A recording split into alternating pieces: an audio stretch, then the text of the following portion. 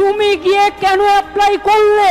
First question আমার, whether Vikas Bhattacharya will be isolated or not politically. This is my first question. CPM has to answer why he is cancelling all this list. আজকে বাইরে আমার নামে বড় বড় কথা বলছো, আমি তো করিনি। আমি তো চাকরিগুলো দিয়েছিলাম, আমার সরকার দিয়েছিল। একটা দুটো কাজ করতে গেলে ভুল হতে পারে, সে ভুল সংশোধন করে নেওয়ার জন্য তুমি প্রশাসনকে সময় দাও।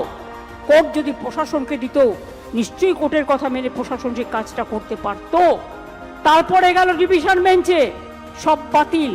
আমার মনে আছে সঙ্গে সঙ্গে আমি এডুকেশন ডিপার্টমেন্টকে বললাম, সব ভালো ভালো লয়ার দিয়ে সুপ্রিম কোর্টে আমরা যখন অ্যাপিল করেছিলাম যে হাইকোর্টের রায়টাকে স্টে করে দেওয়ার জন্য, এবং তদানীন্তন বিচারপতি চন্দ্রচূড়জি সেটাকে স্টে করে দেন।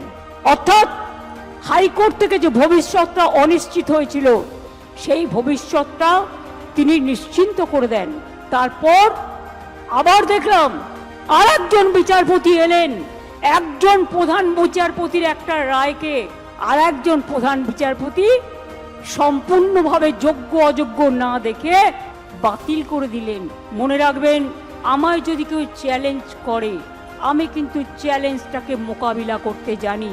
এটা কোর্টের দোষ নয়, দোষ তো সেই মুখ আর মুখোশদের যারা আপনাদের নিয়ে খেলা করেছে।